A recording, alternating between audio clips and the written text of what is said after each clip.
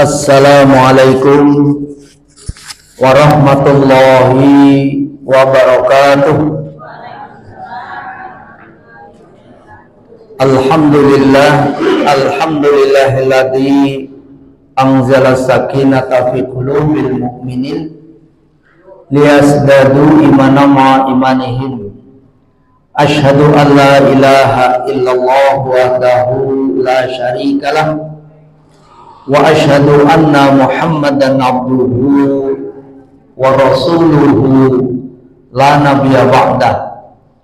Allahumma salli ala Muhammad wa ala ali Muhammad, amma ba'd.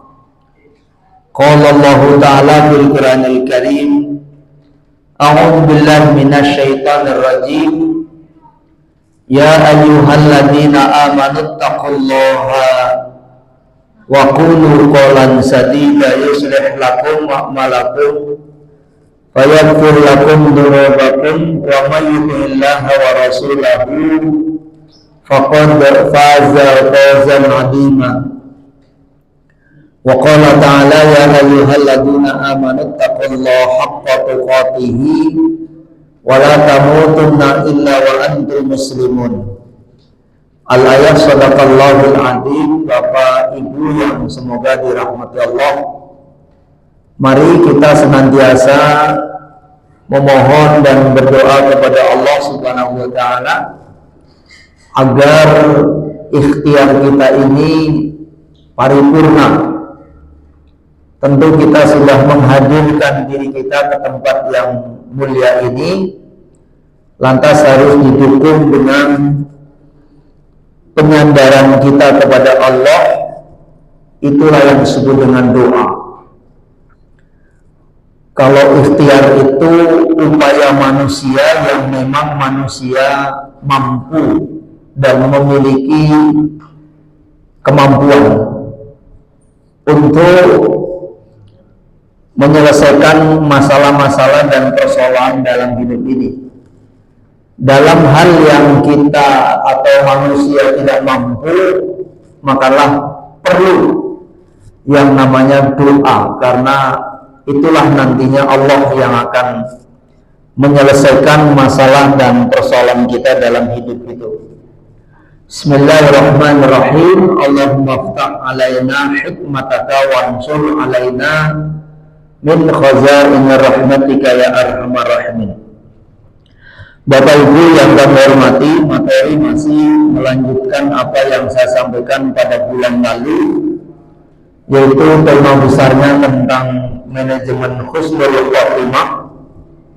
Upaya kita semua untuk berikhtiar, berusaha, berupaya agar akhir hidup kita ini dengan kebaikan.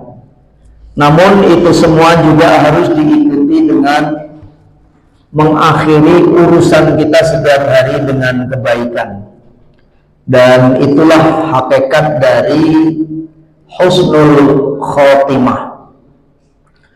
Maka itulah yang terbaik, karena khairul amali bil khawatim. Sebaik-baik amal itu adalah pada penghujungnya, pada akhirnya. Kita berharap tentu awalnya baik, pertengahannya baik, ujungnya juga baik. Ini yang diharapkan oleh Allah dan Rasulullah SAW. Mudah-mudahan ini semua menjadikan kita orang-orang yang mulia dan bahagia dalam hidup kita ini, baik di dunia maupun di akhirat. Masuk kepada bab yang ke-7, yaitu pentingnya muhasabah diri. Ini yang akan kita bahas, dan beberapa waktu yang lalu sudah banyak kita bahas melalui sebuah hadis yang diriwayatkan oleh At-Tirmidzi, la tazalu qadama 'abdin yaumal qiyamah hatta yus'ala an arba'in, an umrihi fima afnah wa an jismihi fima ablah wa an ilmihi fima fa'ala fihi wa an malihi min aina tasabahu wa bima anfaqahu. Jadi ada 4 hal la tazul, tidak akan beranjak seorang hamba nanti di yaumil akhir setelah terjadi hiruk pikuk yang besar yaitu kiamat, maka manusia terombang-ambing, tidak ada manusia lain yang bisa menolong. Yang bisa menolong hanya iman dan amal soleh masing-masing. Maka pada saat itu belumlah dia akan beranjak ke satu tempat sebelum ditanya tentang 4 hal. Yang pertama adalah an umrihi fima afna, umurnya dihabiskan untuk apa? Ini sudah kita selesaikan. Yang kedua wa an jismihi fima abla, jasadnya digunakan untuk apa? Ini juga sudah kita selesaikan. Dan yang ketiga wa an ilmihi fima fa'ala fihi, dan ilmunya diamalkan atau tidak. Inilah pertanggungjawaban kita memiliki ilmu itu, bukan sekedar memperoleh ilmunya saja. Ini jelas sebuah kewajiban, tapi yang juga kita memiliki kewajiban adalah apakah ilmu yang kita miliki ini diamalkan atau tidak.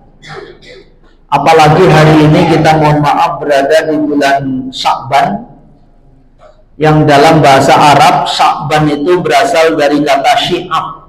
Syi'ab itu artinya jalan di atas bukit atau gunung atau puncak. Jadi memang begitu banyak jalan untuk menuju kepada kemuliaan dan kebahagiaan manusia. Kalau Bapak Ibu berada di tempat ini, yang dilihat tembok, ya paling kalau berdiri baru melihat yang lain. Tapi kalau Bapak di lantai 2, lebih banyak lagi yang dilihat. Sampai nanti kita berada di puncak ketinggian, itu juga lebih banyak yang kita bisa lihat. Itu maknanya bulan Sya'ban itu memang bulan di mana banyak jalan manusia itu akan mampu melihat kenikmatan dan keindahan dari hasil amalan-amalan yang kita lakukan ketika di dunia ini. Sayang 1000 sayang, banyak nanti di bulan Sya'ban ini, apalagi yang lalu ya, begitu banyak saudara-saudara kita yang mengamalkan sesuatu padahal itu Rasul tidak pernah menyontohkan. Rasul tidak pernah memerintahkan untuk itu dikerjakan. Seringkali Bapak dan Ibu, yang jelas-jelas itu contoh Rasul saja, itu belum semuanya kita amalkan. Tapi hari ini banyak orang yang mengamalkan sesuatu yang itu, mohon maaf, hanya bikinan manusia. Yang seringkali bikinan manusia itu untuk agar manusia itu agar baku hantam. Jadi memang ada, padahal itu bukan hadis, tapi disebutnya hadis agar umat Islam itu saling berantem.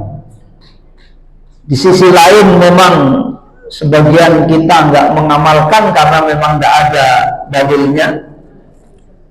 Bahkan dikategorikan bukan hanya dhaif, tapi sebagai maudhu. Maudhu itu artinya palsu.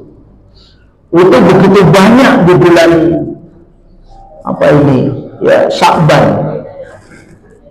Contoh, ketika kita tidak berilmu juga menganggap bahwa bulan Sya'ban ini paling baik, paling afdal untuk Bapak dan Ibu berziarah. Padahal nggak ada satu dalil pun yang menyangkut bahwa bulan Sya'ban itu paling baik waktunya untuk berziarah. Nggak ketemu. Berziarah kapan? Ya kapan saja. Termasuk di bulan ini Ya sama dengan nanti bulan Ramadan, bulan Syawal, bahkan sebelumnya. Jadi kalau menganggap bahwa berziarah pada bulan Sya'ban ini lebih afdal untuk berziarah, ini yang bermasalah. Karena apa? Tidak sesuai dengan contoh Rasul. Yang terjadi karena apa? Mengikuti adat. Yang namanya adat antara satu daerah ke daerah yang lain itu berbeda. Kalau di kampung saya di Jawa itu memang memuliakan bulan Sya'ban untuk ziarah, apalagi kalau sudah tanggal 15. Karena mulai tanggal 15 itu bulannya ini disebut bulan apa ini Pak? Bulan ini. Kalau di kampung Ruwah. Namanya Ruwah ya. Ruwah itu artinya jamak dari ruh. Jadi menurut anggapan orang-orang daerah, dan ini secara tradisi terutama di Jawa itu, ini lebarannya para ruh. Karena lebarannya para ruh, maka ruh pada bangkit untuk pergi ke rumah masing-masing, pulang untuk nengok yang di rumah itu. Ketika pulang orang itu ke rumah si A, si B, itu di rumah itu pada senang, pada gembira, karena dengan membaca ayat-ayat apapun, rotabar, yurotibu yang dibaca dengan tartib, maka si ruh ini berpulang dengan senang. Nah, karena ruhnya sudah pada berkunjung ke rumah, maka yang di rumah ini punya kewajiban untuk mengadakan kunjungan balasan agar dia pergi ke makam. Jadi pergi ke makam itu seolah-olah wajib. Karena apa? Ruh-ruhnya itu udah pada nengok saudaranya di rumah itu. Makanya nanti ada orang yang lebih mementingkan itu, bahkan sampai cucu-cucu itu ya berziarah. Jangan heran kalau nanti mulai tanggal 15 yang lalu itu sampai nanti menjelang masuk Ramadan, itu begitu Bapak lewat di makam itu mesti jalannya macet. Karena begitu luar biasanya. Karena ada kegiatan kalau di kampung saya namanya nyekar. Nyekar itu sendiri artinya kembang. Jadi kalau orang pergi ke makam itu bawa kembang. Bahkan kalau di kampung saya tidak sekedar bawa kembang, tapi membawa macam-macam. Salah satunya membawa upet. Upet itu terbuat dari mancung gitu ya, yang kalau kelapa itu kan kalau masih terbungkus oleh ini, kalau sudah lepas itulah nanti jadi kelapa. Nah, bungkusnya ini namanya mancung itu. Disuruh-suruh terus dibawa dan dinyalakan dari rumah. Nanti begitu sampai makam dinyalakan kemenyan sehingga berasap. Terus kakek kita ditanya, ngapain kita pakai nyalain menyan itu?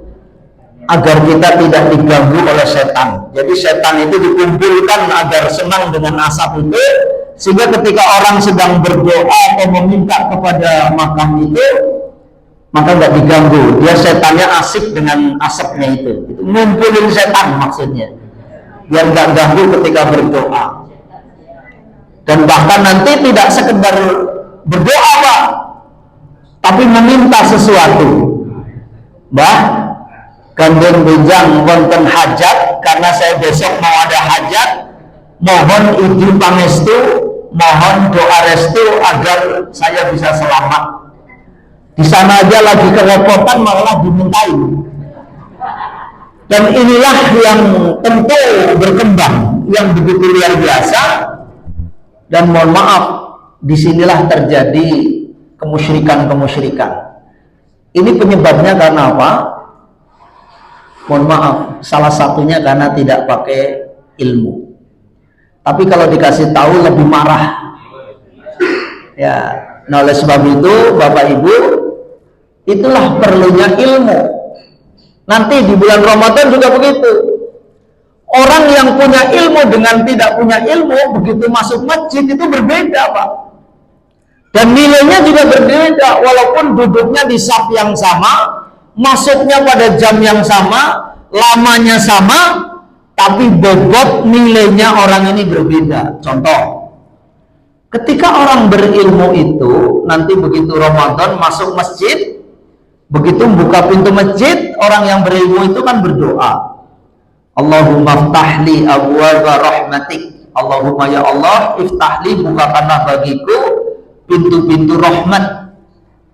Setelah duduk di masjid, orang yang berilmu itu nggak berhenti apa? Berniat untuk beriktikaf selama di masjid. Karena iktikaf itu tidak harus full 1 hari atau 10 hari terakhir. Iktikaf itu sesaat saja boleh, 1 jam juga boleh. Maka begitu dia masuk ke masjid, berniat untuk beriktikaf. Dan bahkan selama di masjid itu dia senantiasa berzikir kepada Allah. Jadi beda, Pak. Keluarnya juga beda. Kenapa? Inilah yang membedakan orang yang berilmu atau tidak. Makanya perlunya Muhammadiyah itu salah satunya kan gerakan ilmu, gerakan sosial. Ya, kita harus memiliki ilmu di dalam mengarungi bahtera kehidupan ini, agar besok kita tidak seperti yang digambarkan oleh Al-Quran di dalam Quran surah 25 ayat 23. 25 ayat 23 Allah berfirman, wa qadimna ila ma amilu min amalin faja'alnahu haba'an mansura. Dan kami hadapi mereka yang telah melakukan amal-amal di dunia ini, tetapi sayang seribu sayang, amal-amal yang dihadapkan kepada mereka itu seperti debu yang berterbangan, maksudnya sia-sia. Kenapa sia-sia? Salah satunya karena tidak menggunakan ilmu. Jadi Bapak dan Ibu, pada pagi hari ini kita akan membahas tentang berkaitan dengan an ilmihi fima fa'ala fihi. Ilmu yang kita ketahui, yang kita pahami, diamalkan atau tidak. Sebagaimana dalam sebuah hadis yang diriwayatkan oleh Ibnu Majah, dan hadis ini dinilai sahih, ya. Thalabul ilmi faridatun ala kulli muslim. Lagi-lagi sering dilanjutkan dengan ala kulli muslimin wal muslimat gitu. Dalilnya enggak ada pakai wal muslimat, itu enggak ada. Jadi ketika hadis atau Al-Quran menyebut muslim, itu mesti muslimatnya ikut. Redaksi hadisnya enggak ada kalimat wal muslimatnya, itu enggak ada. Nah, makanya kalau Bapak nanti membaca hadis ini juga hanya berhenti pada ini, thalabul ilmi faridatun ala kulli muslim. Otomatis muslimatnya ikut. Menuntut ilmu itu adalah hukumnya munfarid, fardu wajib, yang itu wajibnya fardu ain. Kalau seseorang itu tidak melakukannya, maka dosa. Jadi menuntut ilmu dengan sholat itu hukumnya sama, Pak. Kalau kita nggak sholat wajib yang ditetapkan oleh Allah itu, maka dosa. Ketika orang itu tidak menuntut ilmu, juga hukumnya dosa. Walaupun memang menuntut ilmu itu, kalau dalam bahasa ilmu tarjih itu, yang redaksi pengertian ibadah itu, kan di dalam tarjih bunyinya al ibadatu hiya taqarrubu ilallahi bi imtithali awamirihi wajtinabi nawahihi wal amali bima adina bihi wa syari' amah wa khassah. Demikian anunya, redaksinya, ya. Yang dimaksud dengan ibadah, al ibadatu hiya, ialah taqarrubu ilallah. Yang namanya ibadah itu dalam rangka untuk mendekatkan diri kita kepada Allah. Dengan cara apa? Wajtina binawahi, bagaimana upaya kita untuk melaksanakan apa yang diperintah, ya, di dalamnya al-ibadati hiya taqarrubu ilallahi biimtithali awamirihi wajtinabi nawahihi. Mengerjakan yang diperintah sesuai dengan kemampuan dan meninggalkan larangan secara totalitas. Ya. Nah, kita dalam mengerjakannya itu sesuatu yang diizinkan oleh Allah, dan apapun itu adalah ibadah, ada dua bentuknya, yang disebut ibadah ibadah umum atau ghairu mahdhah, ada juga ibadah khusus namanya ibadah mahdhah. Nah, kalau sholat itu ibadah mahdhah, kenapa? Karena ditetapkan waktu, cara, dan jumlahnya. Tapi kalau ibadah ghairu mahdhah seperti kita nuntut ilmu hari ini, itu ibadahnya namanya ghairu mahdhah, nggak ditetapkan. Bapak mau ngaji malam, mau ngaji pagi, mau ngaji sore, silahkan, asal dalam rangka untuk mendekatkan diri kepada Allah dengan cara-cara yang benar sesuai dengan tuntunan Rasulullah. Jadi sekali lagi, bahwa kita menuntut ilmu hukumnya wajib. Mohon maaf, sampai kapan? Minal mahdi ilal lahdi. Dari buayan sampai nanti kita ke liang lahat. Ibu bapak yang kami hormati, keutamaan menuntut ilmu. Ya.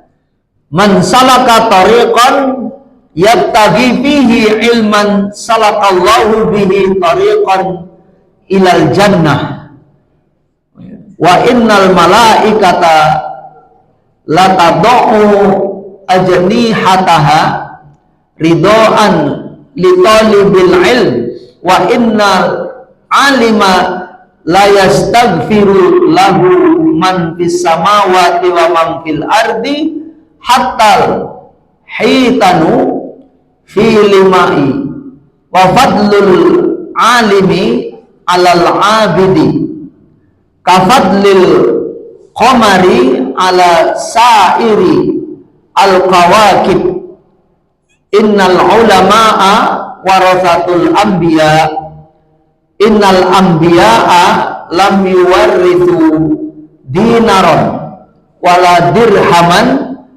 innama warathul ilma faman akhadha bihi akhadha bihaddin wafir. Siapa yang menempuh jalan dalam rangka menuntut ilmu, ya, seperti hari ini, maka Allah akan mudahkan ia jalan menuju surga. Begitu orang yang rajin menuntut ilmu, maka Allah akan mudahkan dia akan masuk surga. Kenapa? Karena amalan-amalan yang kita lakukan itu tentu berdasarkan ilmunya.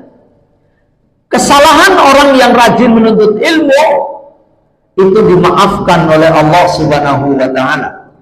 Sungguh para malaikat mengepakkan sayap-sayap mereka karena ridho dengan penuntut ilmu.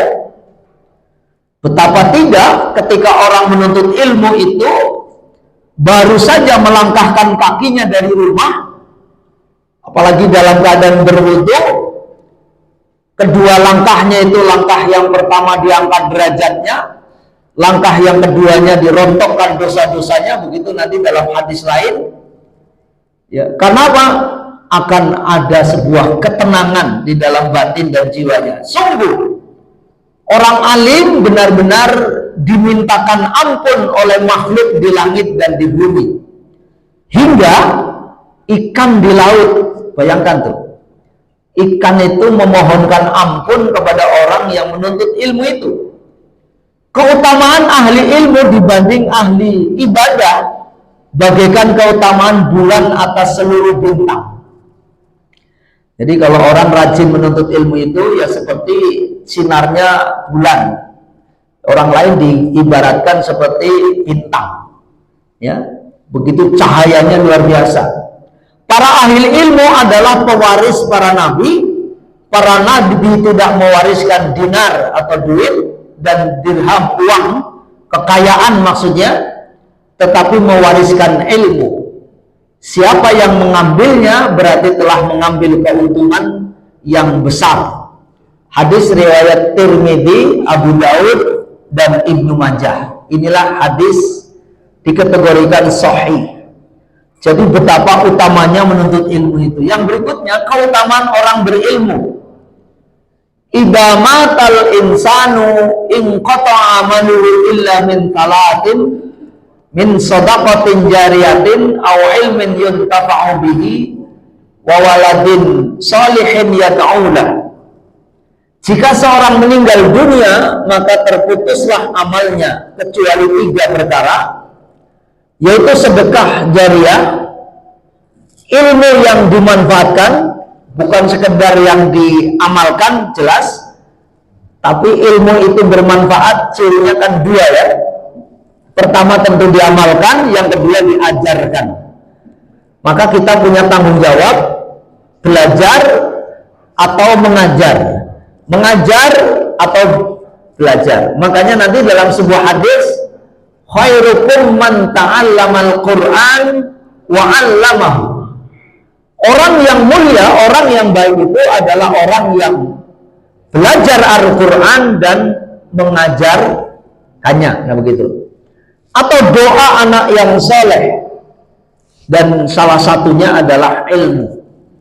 Ilmu ini ketika Bapak Ibu bukan sekedar diamalkan. Kalau ilmu yang diamalkan, begitu orangnya meninggal selesai Pak. Tapi yang Bapak ajarkan, yang Bapak sampaikan kepada keluarga, kepada saudara, kepada tetangga, kepada umat muslim secara keseluruhan, maka begitu kita ajarkan dia mengamalkan, maka dia akan berkontribusi kepada kita walaupun mungkin orang itu sudah wafat. Itulah yang dimaksud au ilmin yuntafa'u bih. Ilmu yang dimanfaatkan, yang tidak sekedar diamalkan tapi betul-betul diajarkan. Maka nanti dalam surah Yasin bentuk amal itu ada 2. Di dalam surah Yasin ayat 12 kan, inna nahnu nuhyil mauta wa naktubu ma qaddamu wa atharahum wa kulla syai'in ahsaynahu fi imamin mubin. Itu ayatnya ya. Inna nahnu nuhyil mauta, sesungguhnya kamilah yang menghidupkan orang yang mati.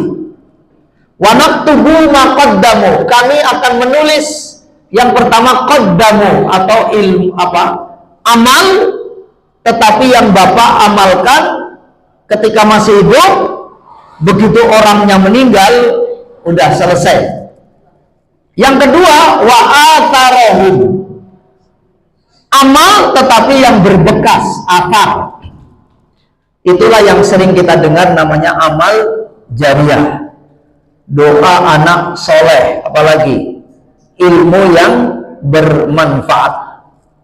Seperti harta tidak saja sekedar kita makan untuk keperluan sehari-hari, tapi harta yang kita tanam di ruangan ini.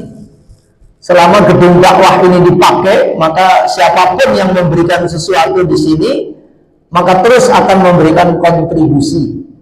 Walaupun orang itu sudah wafat, nah begitu ya. Saya kira pendiri Muhammadiyah Harapan Jaya ini mungkin sudah ada yang mendahului kita ya, dan mereka tersenyum di sana karena apa? Menanamkan nilai-nilai kebaikan gitu. Nah yang berikutnya adalah iblis lebih takut kepada orang yang berilmu dibanding orang ahli ibadah ya. Imam Ibnu Qayyim Al-Jauziyah membawakan sebuah hadis yang dibawakan oleh Imam At-Tirmidzi dari riwayat Ibnu Abbas radhiyallahu an bahwa Rasulullah SAW bersabda, faqihun wahidun asyaddu ala asyaitani min alfi abidin. Seorang yang berilmu itu lebih susah dihadapi gitu ya, lebih menakutkan ketimbang ditakuti oleh setan dibandingkan 1000 orang ahli ibadah, tapi maksudnya yang nggak pakai ilmu. Sampai-sampai Pak, orang yang berilmu lagi tidur aja ditakuti, tapi orang yang ahli ibadah sedang beribadah itu oleh setan nggak ditakuti. Ada sebuah kisah begitu ya. Suatu saat Nabi SAW bertanya kepada iblis, karena ketika mau masuk ternyata dia nggak jadi ke satu tempat untuk beribadah. Wahai setan, apa yang sedang kamu lakukan di sini? Maka setan pun menjawab, saya hendak masuk masjid dan akan merusak sholat orang yang sedang sholat itu. Tetapi saya takut kepada orang laki-laki yang sedang tidur ini. Justru sama orang yang lagi sholat nggak ditakuti Pak, tetapi setan ini takut sama yang lagi tidur.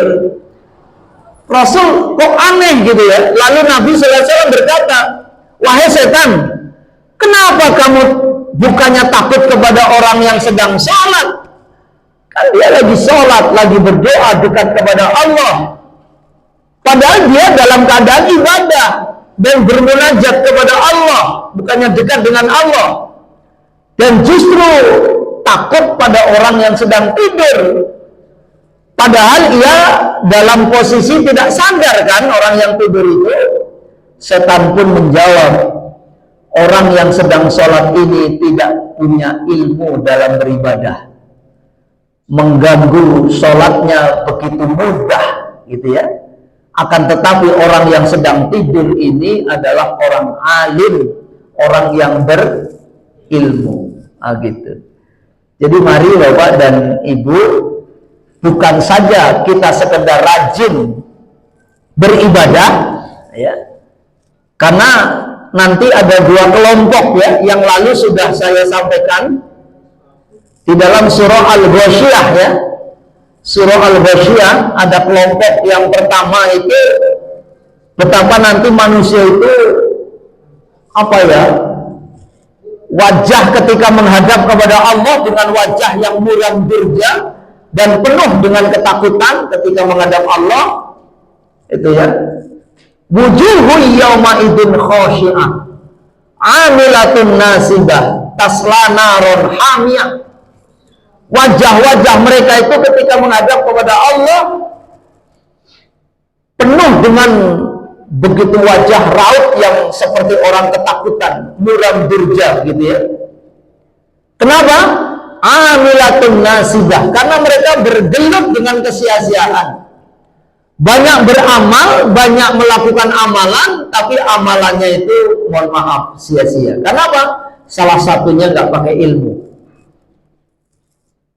Tasla naron hamiyah, dia akan dilemparkan ke sebuah api yang begitu panas. Na'udzubillahi min dzalik.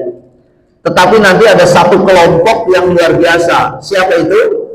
Wujuhu yawma idin na'imah. Itu ayat 8, 9, 10 ya dalam surah Al-Ghasyiyah. Wajah mereka itu berseri-seri, gembira, senang, bahagia. Siapa mereka? Lisa'yiha radiyah. Karena mereka amalannya itu diridhoi oleh Allah, karena salah satunya karena penuh dengan ilmu itu. Fi jannatin 'aliyah, dan besok di yaumil akhir mereka akan mendapatkan reward dalam bentuk nilai-nilai yang baik, yang begitu ya. Bapak Ibu yang kami hormati, ya, di dalam sebuah ayat di dalam surah 39 ayat 9 ya. Surah Az-Zumar ya, ayat 9, qul hal yastawil ladina ya'lamuna wal ladina la ya'lamun.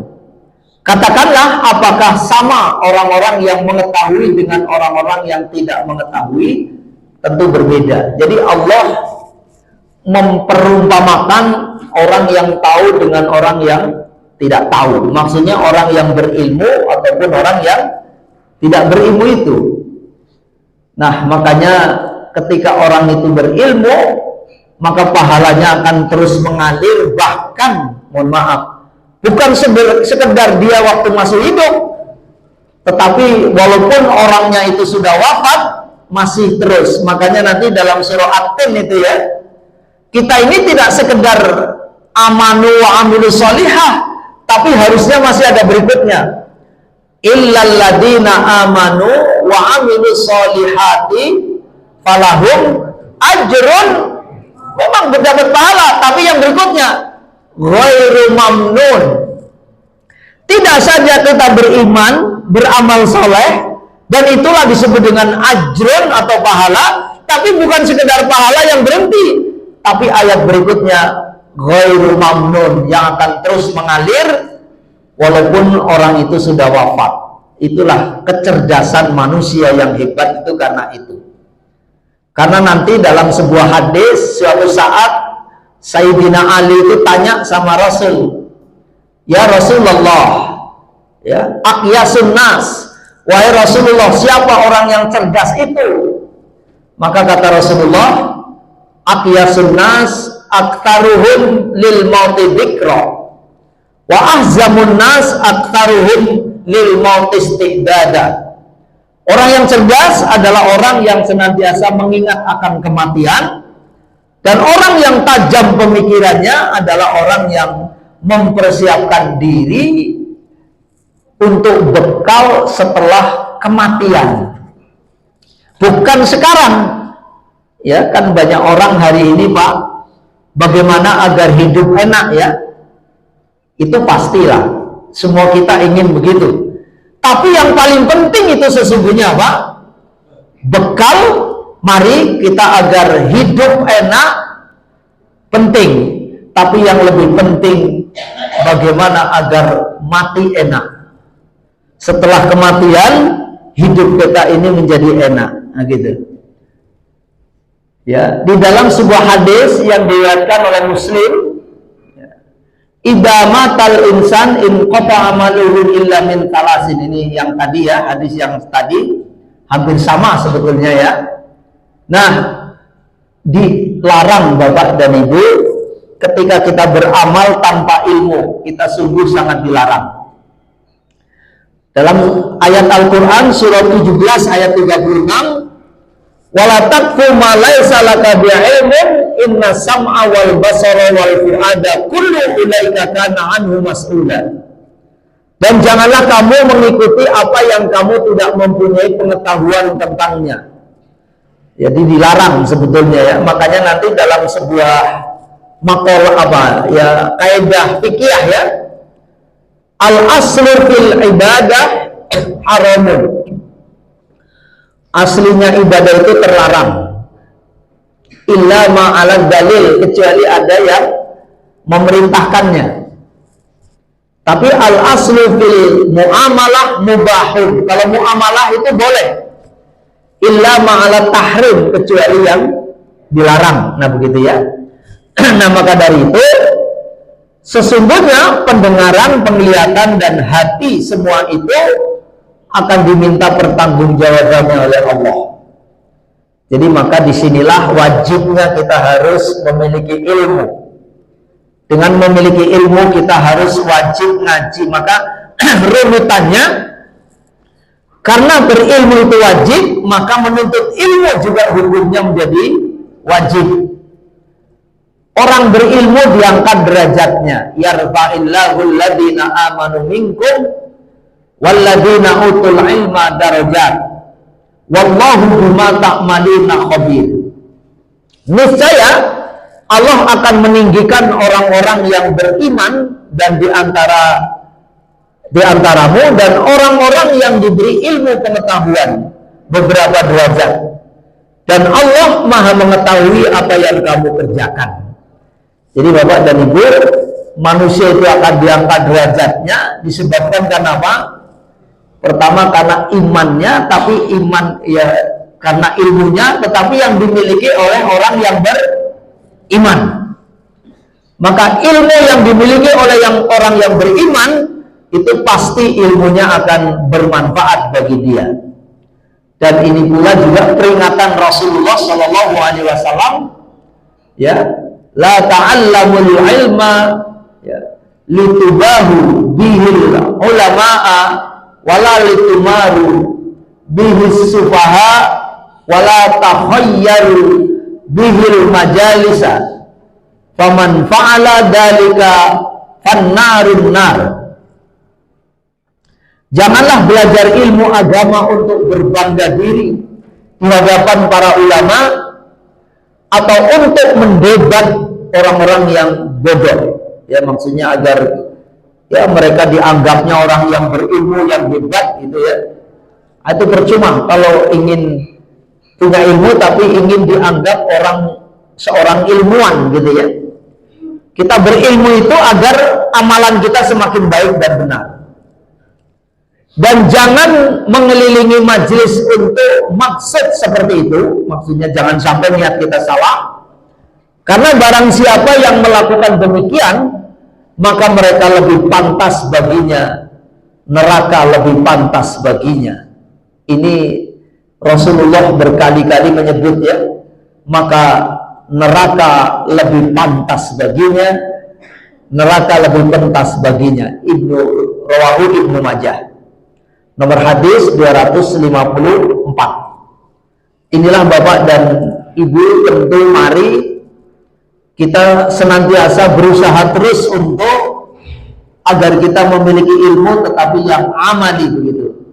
Dampak beramal dengan ilmu, man jaa bil hasanati falahu asyru amsalihha wa man jaa bis sayyiati fala yujza illa mithlaha fahum la yuzlamun. Barang siapa yang membawa amal yang baik, maka baginya pahala 10 kali lipat amalnya. Dan bahkan nanti kita akan lihat bukan hanya 10, ada yang 1:27. Apa itu? Salatul jamaati afdalu min salatul fadhi bisab'i wa ishrina darajah. Salat berjamaah itu lebih utama dibanding dengan salat sendiri. Nah, itu kan karena apa? Berilmu. 27 derajat. Ada yang 1:500. Apa itu, Pak? Salatun fil Masjidil Aqsa, ya, ketika kita melaksanakan salat di Masjid Aqsa berapa? Khamsah, yaitu 500 kali lipat.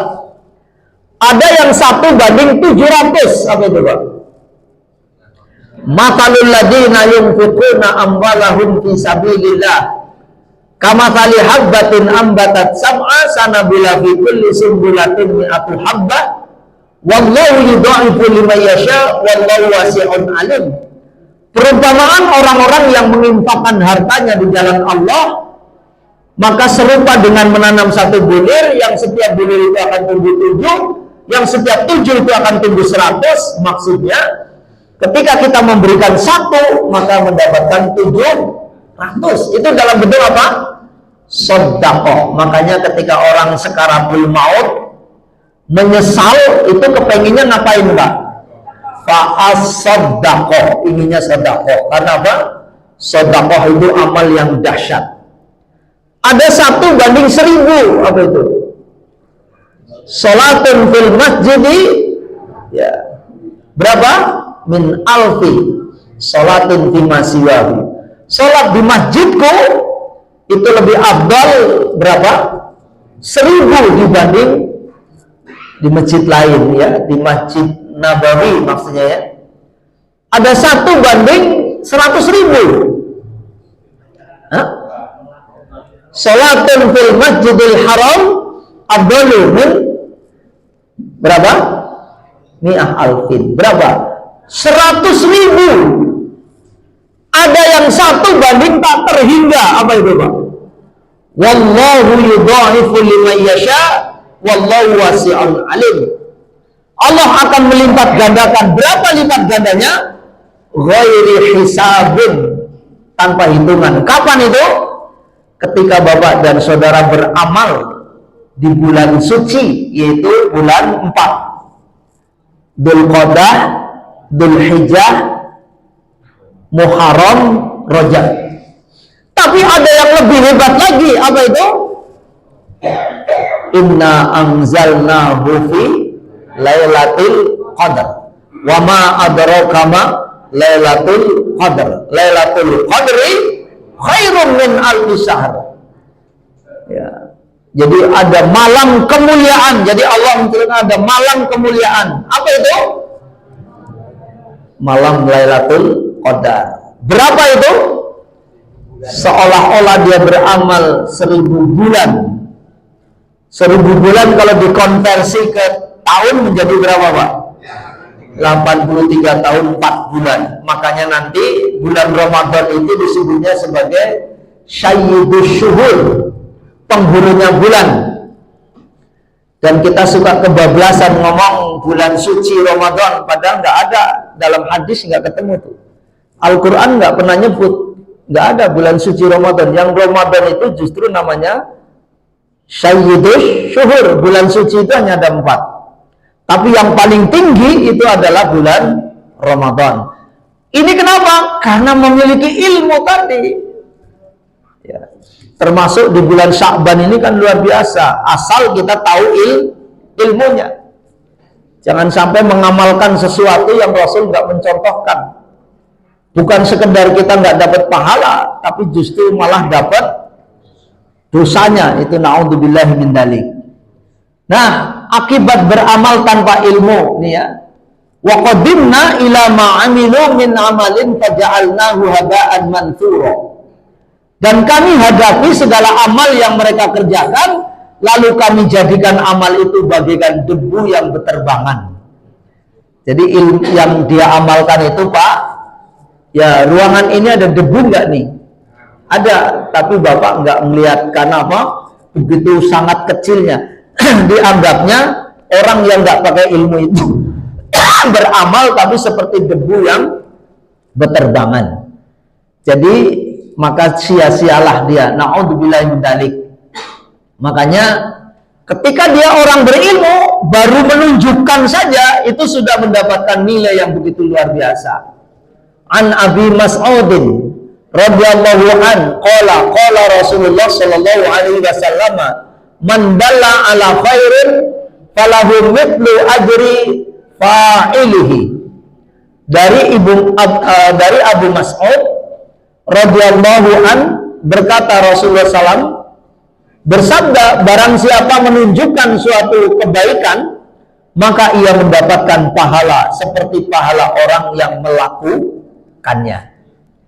Jadi Bapak dan Ibu, betapa memang ketika orang yang berilmu itu begitu luar biasa. Inilah doa-doa ketika kita menuntut ilmu, salah satunya Rabbi zidni ilma. Ini doa siapa, Pak? Doanya Nabi siapa? Nabi Musa alaihissalam ya. Rabbu wahai Rabbu, tambahkanlah bagiku ilmu pengetahuan. Maka nanti ketika kita ingin baca buku, ketika kita ingin ngaji, maka kita disuruh membaca doa ya. Ini juga ada doa lain yang diriwayatkan oleh Muslim. Allahumma inni a'udzubika min ilmin la yanfa wa min qalbin la yakhsha wa min nafsi la tashba wa min da'watin la yustajabulah. Ya Allah, aku meminta perlindungan padamu dari ilmu yang tidak bermanfaat, dari hati yang tidak khusyuk, dari jiwa yang tidak pernah merasa puas, dan dari doa yang tidak dikabulkan. Jadi inilah Bapak dan Ibu berkaitan dengan ilmu. Mudah-mudahan tentu bagi kita semua, pastikan bahwa sesuai dengan kemampuan kita masing-masing, mari terus kita menuntut ilmu, karena itu adalah sebuah kewajiban, menjadi prasyarat agar amal kita diterima, terutama agar amal kita ini diridhoi oleh Allah. Maka dengan ilmu itu pula manusia itu akan diangkat derajatnya oleh Allah Subhanahu wa ta'ala. Karena semua apapun yang hari ini dipelajari ya, besok di yaumil akhir Allah akan meminta pertanggungjawabannya. Walaupun ilmu kita sedikit, tapi yang paling penting dan paling pokok, mari kita amalkan ya, agar itu ilmu bermanfaat. Ya, salah satunya itu tadi. Makanya target harian Rasulullah, doa yang diberikan kepada istrinya Ummu Salamah itu kan adalah salah satu doa. Itu diminta bacanya itu setelah sholat subuh. Maksudnya kita semua ini harus punya target harian. Apa itu doanya? Allahumma inni as'aluka ilman nafi'an wa rizqan thayyiban wa amalan mutaqabbalan. Itu target harian kita, Bapak Ibu. Dan ini diajarkan oleh Rasul kepada istrindanya, otomatis kepada kita sebagai umatnya. Maka kalau bisa, kita pun setiap hari punya target harian. Target harian pertama itu ilman nafi'ah, agar ilmu yang kita miliki senantiasa bermanfaat. Tadi sudah saya sampaikan, ciri ilmu yang bermanfaat itu adalah pertama diamalkan, yang kedua diajarkan. Mari kita senantiasa juga untuk apa? Balighu anni walau ayat. Sampaikanlah walaupun kita punya satu ayat kepada orang lain. Itu tujuannya apa? Agar ilmu yang kita miliki itu menjadi maksimal, dan ilmu yang kita miliki itu menjadi nafi'an, agar bermanfaat. Mudah-mudahan dengan target-target yang tentu dituntunkan oleh Rasulullah Shallallahu Alaihi Wasallam, agar kita menjadi orang yang mulia dan bahagia, baik di dunia maupun di akhirat. Saya kira itu Bapak dan Ibu yang bisa kita sampaikan pada kesempatan pagi hari ini. Yang selanjutnya mungkin ada yang ingin ditanyakan. Yang untuk selanjutnya nanti kita akan bahas berkaitan dengan bahwa harta yang kita miliki ini dari mana diperolehnya, bagaimana cara mengelolanya, dan kemana. Makanya untuk harta ini memang rada ribet, ya. Yang tiga ini nanti yang terakhir berkaitan dengan harta.